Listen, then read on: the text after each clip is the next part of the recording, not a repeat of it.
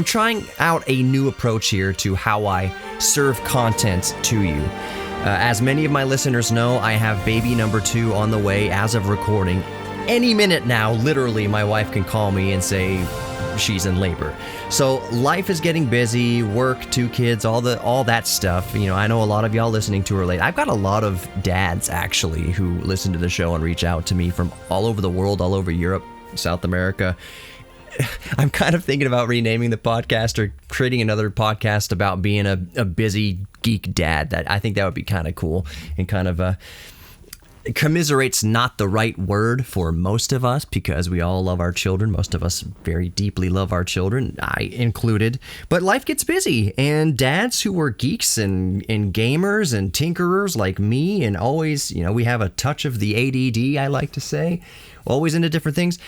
Having a family, having kids, having a full-time job kind of makes it difficult to pursue our geek things sometimes, to devote so much time into that effort, into that kind of nourishment for that part of our lives. Now, I will say that my children, Riker and the new one on the way, I have not missed. Like, there's no time that I've been playing with my son, interacting with my son, loving my son, kissing my son, hugging my son, that I'd rather be doing anything else but being a father to my son. So, for instance, I'm sitting here recording right now next to my giant 32-inch widescreen CRT HD TV, and it's hooked up to my Nintendo Wii with all the jailbroken Nintendo Wii with all the emulators on it and everything. And part of me just says, you know, back in the day, I could have just sat down there for hours and played Super Mario Brothers 3 through an emulator on my old CRT and whatever. But now that I have kids, that's not really... I can't spend 5 hours a day or whatever playing video games or working with crafts or painting or whatever. I don't... As much as I love all that stuff, the only thing that can possibly make me not miss tinkering, not miss my geek thing, is the time I spend with my children, but in my family. But so that just means it gets difficult to do kind of other work. So Geek Therapy Radio has been on the air, has been not only just a podcast, but has been on the air since 2017. When was the first aired? I think it was spring 2017 that I got the green light for Geek Therapy Radio. Life has changed a lot. When I started Geek Therapy Radio, I had just been divorced and I was single, and I had all the time in the known universe to devote to building Geek Therapy Radio and recording episodes. I had so much time at one point that, if y'all remember, if you've been with me long enough, and all these episodes are still up, I used to do a between broadcast show called like a Weekly Geek or Geek Weekly, whatever, your Daily Geek. I would record a show 6 days a week. There was 5 to 6 days a week you had brand new content from Geek Therapy Radio. That's how much time I had. That's how much freedom I had to make these episodes, that I could just constantly put new material, new content in your feeds 5 to 6 days a week. Now, in 2024, getting ready for baby number 2, married, wonderful life. I'm so happy, so blessed, so privileged, really, to have what I have and be able to do what I do. But I can barely... If I make 2 new episodes a month, that is really cooking for me. So if you listen on the radio, you're going to hear some repeats. If you're an astute radio listener, you'll hear, oh, this episode was from 2021. I typically like to keep things as evergreen as possible, but if you listen close enough on the broadcast, you'll say, oh, he's talking about Stranger Things Season 3. When was that? That was so long ago. So I'm re-airing older episodes so they're still kind of fresh to new radio listeners, but actually making new content, new episodes is just... It's becoming increasingly difficult. If I can do 2 per month, that, like I said, that's really something for me right now. So I just posed a question on X. If y'all would be okay with me uploading less produced content to fill the gaps between the big broadcasts, you know, the podcast with 4 segments that are ready for broadcast on the radio, that are ready for podcasting, everything like that. If I can just crack the mic and just talk to y'all about something that's on my mind when I have the moment to do that. So if y'all are cool with this, and I'm probably just going to do it anyways because it's no sweat for me to do it. And if you don't want to listen to it, that's totally fine too. You don't have to press play on it. You might actually hear a lot more content, honestly, from the car. I might just have clip my DJI mic on me and just start recording as I'm driving to work or home from work or from here to there, or maybe I'm at my house and I don't have time to kind of like set up the whole studio to record a podcast. I may just start recording on my phone and then right there in my podcast back end, just upload it right to Spreaker's my back end. Just literally hit record on the phone. And I've given this advice to people who've asked me for podcast advice. I said, you've got the phone in your hand has an excellent microphone, and there's nothing stopping you from just hitting record and then uploading it right with your phone straight to the world for podcast listeners to enjoy. And so I think I'm going to heed a little bit of my own advice in that regard. You may hear different quality of audio. Obviously, if I'm recording in the car, it's not going to sound as clean and as crisp as the way you're hearing it right now. I'm in my studio. I'm recording into my MXL V67G, going through thousands of dollars worth of signal processing and software to make it sound as good as it currently does as you're listening to. I'm just saying, can I strip it down bare bones for you? Would y'all be offended, or would I lose any of you if I just hit record on my phone and then uploaded it straight from my phone straight to your phones? I don't think anyone would be offended by that. Perhaps somebody, some people might be turned off by the varying kind of audio quality. Now, I am an audio engineer. That is my background before anything else, before videography, before anything. My whole background is audio engineering. So I'm going to be reasonably aware of how I can make the audio sound the best for my current recording situation. So for instance, if I'm recording in my car, I may wait till I get back home a little bit and do some AI denoising to kind of maybe take away some of the background drone of the automobile. Although I don't want to take away too much, because that might be a little bit of ASMR to kind of hear me going down the road. As long as you can still hear my voice clearly. And I'm telling you, again, because I'm an audio engineer by my background, you're going to hear my voice clearly no matter what. You're going to hear my voice clearly. You just may hear some other things clearly as well. But I'm going to do my best in this content to kind of that fills the gaps between highly produced content to make it sound as good as it possibly can. Where I came to this kind of conclusion, this idea, is really today. I have to leave this house in maybe, 20 minutes maximum at the latest to go work on the sound system at church and hook up new media PCs, and we're rearranging things and installing projectors and da-da-da-da. I gotta go. I gotta go in a few minutes, and that's just kind of how life is right now. Is I gotta go somewhere. I gotta do something. I have work to do, everything like that. So what spurred on this idea is I've got 20 minutes currently as I'm recording, more or less, before I have to leave to go do my next obligation. But I've really wanted to talk to y'all, and I'm going to timestamp this as best I can, also put chapters in here, maybe in the title. I really wanted to talk to y'all about something specific. I recently purchased and even put together, you can't see it because I'm just recording audio, but I'll tap on the case. This is a Raspberry Pi 5 case. I have finally been able to procure at MSRP a Raspberry Pi 5 8GB model from Micro Center. What did it cost? $760? No, what? That's just the case. I think it was actually $80 for the Raspberry Pi 5. And a lot of you listening, this is why I wanted to talk about this. $80 for a Raspberry Pi 5? Has the Raspberry Pi Foundation lost its way? They used to be the company that puts cheap computers into the hands of people all over the world. The first Raspberry Pi 1s and 2s and 3s, they were down around $20. You can get a Raspberry Pi. You could get a Raspberry Pi Zero for $5 at one time. And a Raspberry Pi Zero, the first generation, could still run Raspbian, as it was known at back then, but it can still run Raspberry Pi OS very slowly. I would not recommend it as a daily computer if you had other computers, but for the purpose it served, a $5 computer that can be implemented and deployed all around the world, anybody can afford it and have access to computing in STEM and research and programming. That was great. But where does this $80 Raspberry Pi 5 fit into that? Has Raspberry Pi lost its way?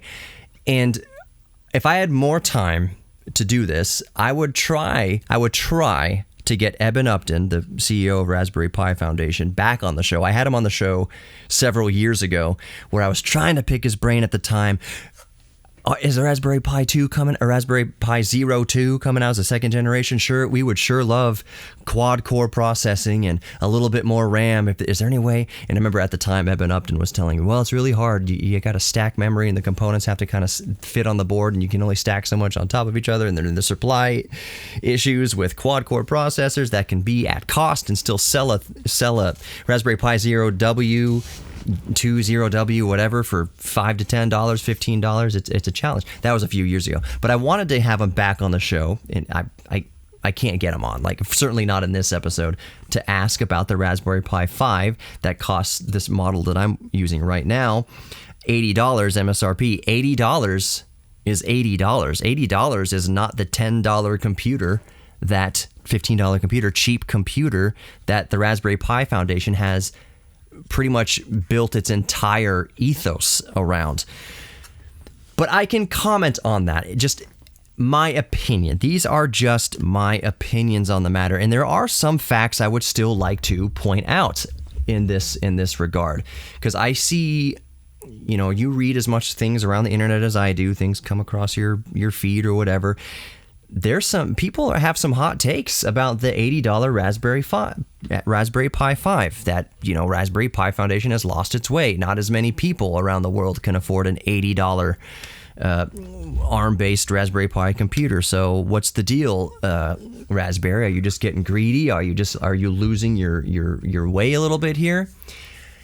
I would like to remind anybody listening right now that Raspberry Pi, and this is something I believe Eben Upton even would say if he were on the show right now, he would remind us that they still support and produce those older, cheap models. You can still get a reasonably cheap Raspberry Pi Zero 2W. You can still get a Raspberry Pi Zero. You can still get a Raspberry Pi 1, 2, 3, 4, that they still manufacture and they still support those and they still sell those. So Raspberry Pi Foundation, yes, does have their $80 Raspberry Pi 5 8GB model, but they still have the $10, if you're lucky, lower powered versions, older versions of Raspberry Pis. They still make them, they still produce them, they still sell them, and they still support them. So it's not that, I think a lot of people, they see an $80 Raspberry Pi 5 and they for whatever reason, kind of think, oh, that's the only thing they're selling right now. It's kind of like if Sony was still selling PlayStation 4s, which they do for a time. Every time a new generation of console comes out, you still sell the old generation, possibly even generations, for a couple more years. Raspberry Pi basically does the same thing. Yes, they have an $80 Raspberry Pi 5, but they also have the $45 Raspberry Pi 4 and the $30 Pi 3s and the $20 Pi 2s and they have it all. They're basically filling every segment. So if you want an $80 Raspberry Pi 5, you can have a $80 Raspberry Pi 5. If you want a $10 Raspberry Pi Zero, you still have that too, and it's still supported and it's still very active in the community. So it's both. It's both and. Yes, you have an $80 Raspberry Pi 5, but you still have the fully supported, fully produced, fully purchasable 10 cheap computers that Raspberry Pi is known for. Now, as I look at the clock in the bottom right hand of my Windows 11 PC right here, I am currently using my Aorus, my Gigabyte Aorus 17H, which I've complained about in the past or had my concerns with in the past, but it has through, as you'd expect through firmware updates and software updates, has just gotten better and better. I'm looking at my clock here that I got to leave soon, and here's the issue I wanted to bring up with an $80 Raspberry Pi 5. Here's like a new conundrum I found myself in, and I know that there's probably a lot of other people looking at an $80 Raspberry Pi 5 in the same conundrum. At $80, you can go onto Amazon, certainly onto eBay, and get a fully fledged, you can get a quad-core PC. Maybe it's a few years old. Maybe it's like an i5 that's a few years old. Maybe an off-lease Office Dell i5 or i7 or i3 for $80. For under $80, you can get a full-fledged PC for the same price of a Raspberry Pi 5. That's the kind of the conundrum I found myself in, and it's manifested in this way. It's manifested itself in that I've bought the Raspberry Pi 5. I bought the $5 or $10. How much was this case? $10 from Micro Center. The case for it that includes an active fan and cooler. I've purchased the Raspberry Pi 5. Purchased the case. I even purchased a heavier duty USB Type-C wall wart for it. I have not used it. I've put it all together, but I have not used it because it's an $80 Raspberry Pi 5, and I kind of like, what am I setting this up for? Am I setting this up for to try to do a lot of my daily driver tasks that I already do on my Windows 11 PC and my Mac M1 Pro or whatever it is? The answer is no. So if I'm at $80, if you're trying to do real day-to-day daily driver, and of course Jack is here. Yep, this is part of recording live on the fly. You're going to hear my stupid cat in the background. If you're looking at an $80 Raspberry Pi 5, if you're looking for a computer, a daily use computer, day in, day out, your main PC, and you have $80 to spend, don't get a Raspberry Pi 5. At the $80 price point, you can get old AMD models, all-in-one PCs. You can get off-lease Office Dells. You can get a PC for $80 that is almost infinitely more powerful and more capable than a Raspberry Pi 5 at daily computing needs. The reason why someone would be determined and very specifically say, I have $80 and I'm going to specifically spend it on a Raspberry Pi 5 is they have a Raspberry-based project, like a programming project. They need the GPIO pins. They need to do their robotics. They need to set up their weather stations. They need to set up their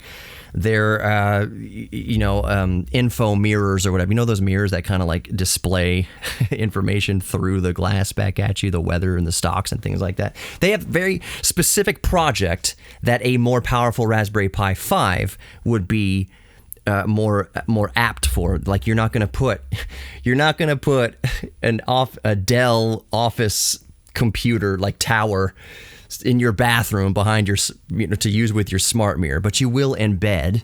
That's another good word to use for Raspberry Pi applications. You are going to embed Raspberry Pi 5 in embedded applications. For those very specific use cases, that is where when you have $80 and you very specifically want a Raspberry Pi 5 for those kind of embedded computing applications or programming applications or software, like whatever you're doing that is catered specifically to Raspberry Pi 5, a Raspberry project. If you need a more powerful Raspberry Pi for your very specific Raspberry Pi tinkering, then you're not going to spend the $80 on a Windows 11 PC. You're going to spend the $80 on that Raspberry Pi 5. But like I said, if you want a daily driver computer and you have $80, the Raspberry Pi 5 is not going to be your best bet in that regard, depending who you are. I cannot. I do a lot. My job is video editing. 4K projects. I just right now, as of recording, ordered the I have a Lumix S5, Panasonic Lumix S5. It's a full frame 4K, raw 6K out the HDMI port, whatever.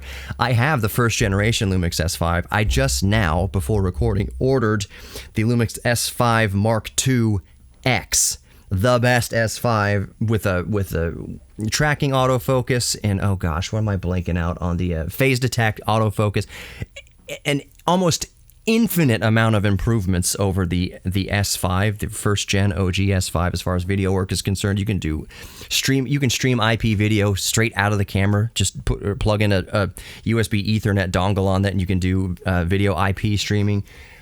You can record straight to an SSD in 6K in Apple ProRes 422. Like, there's so many, I can't even begin to go over all the new features that I have wound up needing, realizing that I do need that the Lumix S5 II Mark II X provides. So I just ordered it. It's going to be here tomorrow. I've got a baby on the way. So I'll get into why I ordered it in a minute, and why my use case scenario has revealed itself that I need more than my current Lumix S5 can offer. I'll get into that possibly in a little bit, maybe in a different kind of one of these uploads. But I do a lot of video work, so I can't do that on a Raspberry Pi 5. I cannot import the raw MOV files, is certainly not ProRes, into Aiden Live. Is that I think that's the video editor that you can use on Raspberry Pi 5. It's awesome. I mean, for 720p, 1080p kind of projects, light projects, Aiden Live is a great video editor on the Raspberry Pi 5. It ain't gonna cut it for what I do daily. So it's just, I need the powerful PC to do my video editing work. The laptop, I don't want to give you the price that I paid for this laptop. Is what you can expect. Go look at the price of a Gigabyte Aorus 17H. That's what I paid for it. Probably paid a couple $100 more because I bought it right out of the gate. A laptop RTX 4080. And this is a Core i7, what is it, 14700, whatever. It's beef, and I need that beef. An $80 Raspberry Pi 5 isn't going to replace that beef. Replace the beef. So that's the conundrum. I just kind of wanted to. That's the real meat and potatoes of this content that I'm uploading right now off the cuff. Is that I really wanted to talk to y'all about my thoughts on the Raspberry Pi 5, the conundrum I find myself in, that a lot of people are probably going to find themselves in. $80, do I get a Raspberry Pi 5, or do I get a PC for $80? Because now $80, you're talking about getting a quite capable used personal computer for that price. You can put Linux on it if you want. You can do whatever you want with it, but it's just a more capable machine. I really have to leave, so I don't really want to get in the weeds with this, but one of the big reasons why the Raspberry Pi 5 isn't a perfect daily computer for me, it's not just the video editing. It's not just that I'm ingesting and importing 6K, raw ProRes files into the computer, into my powerful video editing computer for my work. One of the biggest roadblocks, and I think a lot of Raspberry Pi users eventually get to this point of, you use a PC, maybe it's kind of off track. It's not a Windows PC, it's not a Mac.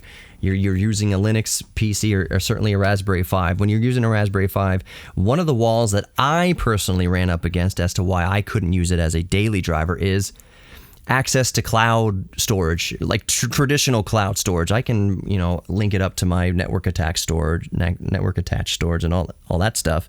But the implementation of, say, Dropbox, something very, very, millions of people use Dropbox. It's not, you can't just download Dropbox and use it the same way, have it just running in the background like you have on your PC. You can certainly use Dropbox and OneDrive and other cloud services on a Raspberry Pi. Don't think that I don't know about that, because I do this. What I'm about to tell you is what I do on the Raspberry Pi 5. It's just more steps to use Dropbox or cloud storage on your Raspberry Pi 5. There's just a little more hoops to jump through. I haven't fired up my Raspberry Pi in a minute, my Raspberry Pi 4 or my Pi 400 in a minute. I think it's called Cloud Buddy. I almost called it an APK. It's not an APK, but it's a package that you can download straight through Raspberry Pi 5s or Raspberry Pi OS's depository. You can access this, but I think it's called Cloud Buddy, and basically you do a lot of kind of manual setup of your Dropbox account on your Raspberry Pi 5, and I'm sure you can edit your config text to kind of set this all up every time you launch a Raspberry Pi 5. I personally have not done that. So every time I open up my Raspberry Pi, I have to manually go in and open CloudBuddy and point it to my Dropbox account and then point it to the same file back on my file system to sync to. And it's extra steps. And I know you can probably automate that for sure. There's probably people listening right now who's like, dude, you can easily automate that stuff, but still, it's still extra. You know, you're working in Linux, and people who like Linux like extra. Linux is the operating system for tinkerers. There's probably nobody listening. So one of I can call him a coworker, I guess, even though we're not on the same payroll because I don't actually get any money from iHeartMedia anymore. But Chris Little produces the Jesse Kelly show. He's a Linux dude. He loves tinkering with Linux. I bet you if I asked Chris each week what operating system, what flavor of Linux he's using, it's probably different. Whereas you ask a Windows user, what are you using? Well, I've been on Windows 11 since it came out. Or there, you know, maybe not since it came out, but I'm finally forced over to Windows 11. Or I'm using Windows 10. Point is, you're using Windows. Like, you're using whatever Microsoft's current version of Windows is ad nauseum. You're using it every single day. A Linux user is probably tinkering around with different distros every few days. If I ask Chris, I bet you he hasn't been on the same distro of Linux for the past year. Maybe he has, maybe he hasn't.